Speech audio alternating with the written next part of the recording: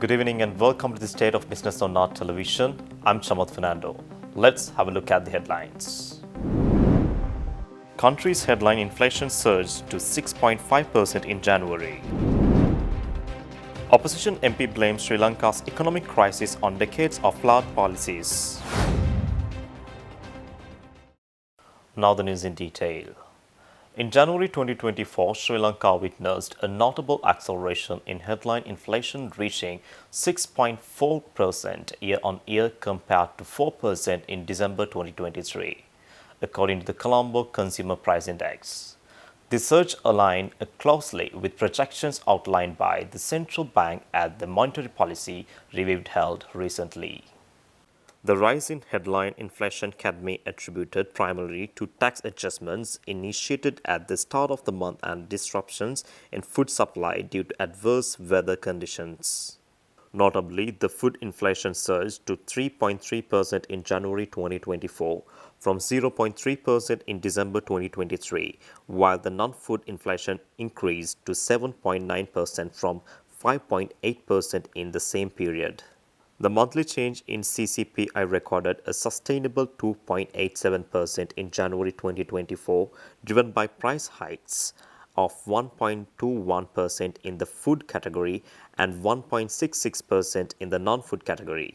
Core inflation reflecting underlying inflation rose to 2.2% in January 2024 from 0.6% in December 2023. Despite the temporary inflationary pressures, the central bank anticipates a gradual stabilization of inflation around the targeted level of 5% over the medium term.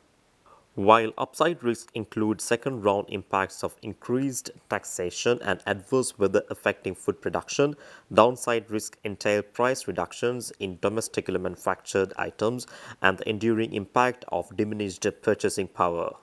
Given the prevailing economic landscape, vigilance and proactive measures remain imperative to navigate the uncertainties and ensure sustained economic stability.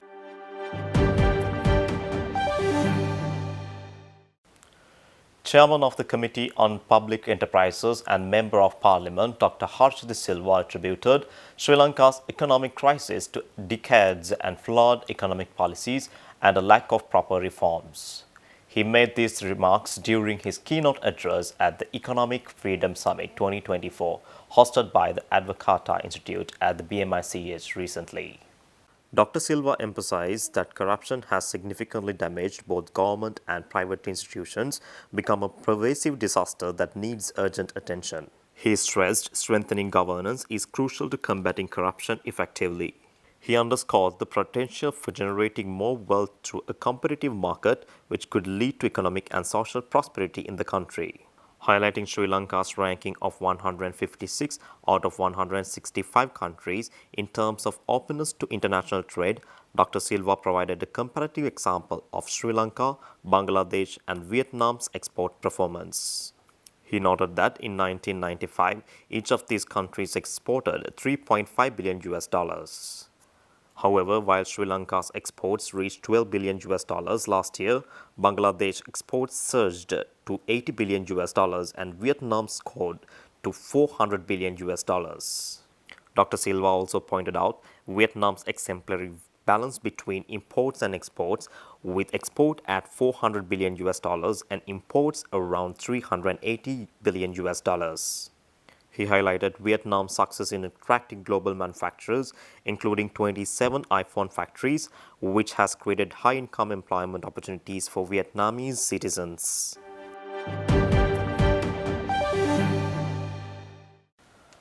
Communities across Sri Lanka have successfully prevented over 4,600 metric tons of plastic equivalent to over 490 million plastic bottles from polluting the ocean around the island nation.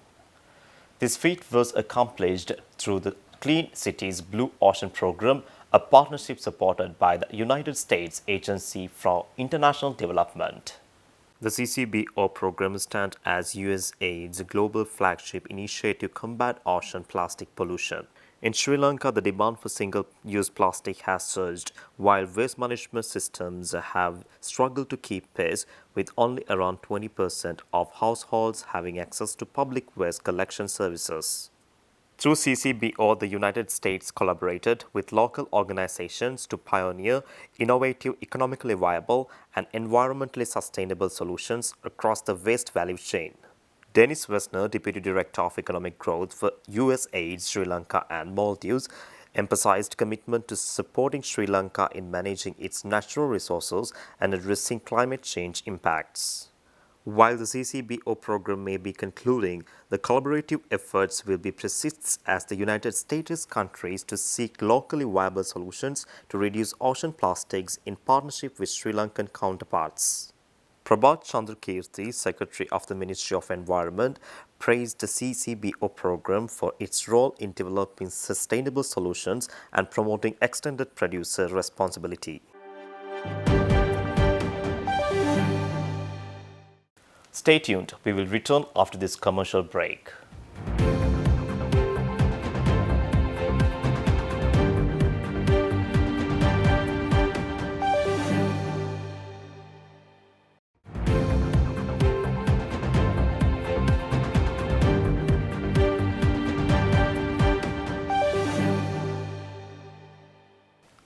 Welcome back. CINIC Campus unveiled its aviation professional training courses designed to equip aspiring individuals with the skills and knowledge needed for rewarding careers in the aviation industry. This newly launched program features cutting-edge infrastructure, including simulation airport classroom facility, cabin crew practical training facilities, and a team experienced instructors. Adhering to the requirements and standards set by the Civil Aviation Authority of Sri Lanka, CINEC ensures that its campus infrastructure meets international regulatory benchmarks. It offers an aircraft maintenance engineering program that leads to a BSc in aircraft maintenance engineering by University of South Wales and a BBA in airline and airport management by Lincoln University in Malaysia. It offers a simulation airport classroom which replicates at real-world airport environments, allowing students to immerse themselves in airport operations and gain practical insights into airline procedures. CINEC also offers comprehensive ground handling training services, including aircraft maintenance, repair and overhaul, as well as aircraft charter and ground handling. With an esteemed lecture panel comprising industry veterans and subject matter experts, CINEC is committed to guiding aspiring youth towards successful careers in the aviation sector. CINEC offers the International Air Transport Association qualification, a globally recognized credential that enhances students' credibility. It further opens doors to lucrative career opportunities in airport operations, cabin crew management, cargo handling, travel and tourism, and dangerous goods regulations. This qualification underscores students' proficiency and readiness for roles in the aviation industry. Speaking at the event, Minister of the Port, Shipping and Aviation, Nimal Siripala de Silva said that private sector organization is a pivotal piece of the puzzle that can propel Sri Lankan maritime and aviation industry to the next level. The private sector orientation is needed for both of these fields. These are very vast fields. If you take Philippines, 10% of their workforce is seafarers. They bring a lot of foreign exchange. But why not Sri Lanka? Sri Lanka is an important hub, center point in the Indian Ocean, but we have not been able to do so. So therefore, we need institutions of this maritime, more and more maritime institutions here, to produce not only normal seafarers, but engineers and high quality professional personnel in the maritime field. Same in the aviation sector also. If we take our civil engineering section, if you take the mechanical engineering sections in Sri Lankan Airlines, they are the best. But they are very good engineers. But of course, they have certain deficiencies because they don't have the private sector orientation. So we need more and more technical people in the aviation sector.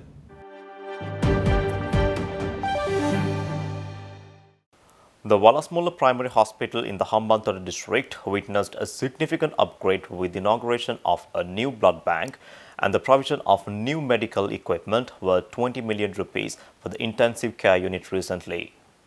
Under the guidance of Health Secretary Specialist Dr. Palitha Mahipala, it received the upgrade funded by the Ministry of Health with an allocation exceeding 4 million rupees.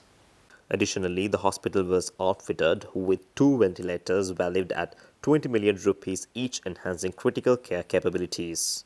The hospital's transformative journey was lauded by Dr. Mahipala, noting the remarkable increase in births from 56 in 2018 to 1,066 in 2023 and minor surgeries rising from 114 to 3,046 during the same period.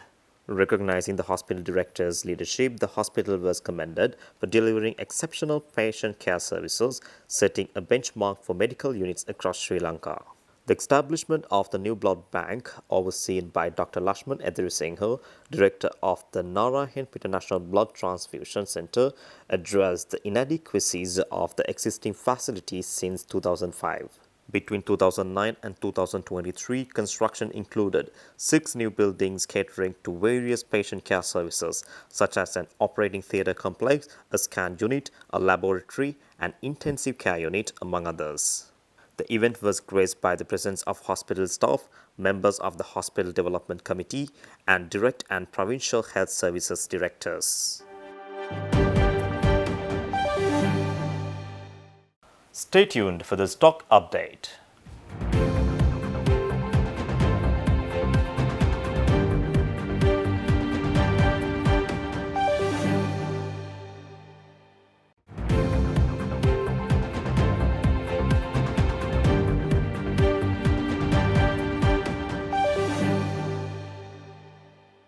Trading at Colombo Stock Exchange ended on positive notes today.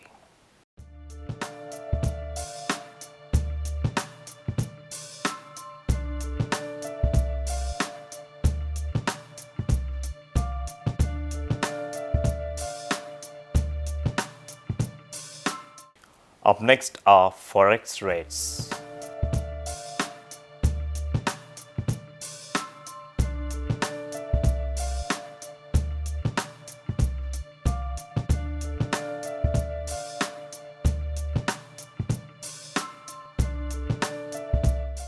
That's all our news for today. For this and more, subscribe our channel on YouTube, follow us on Facebook.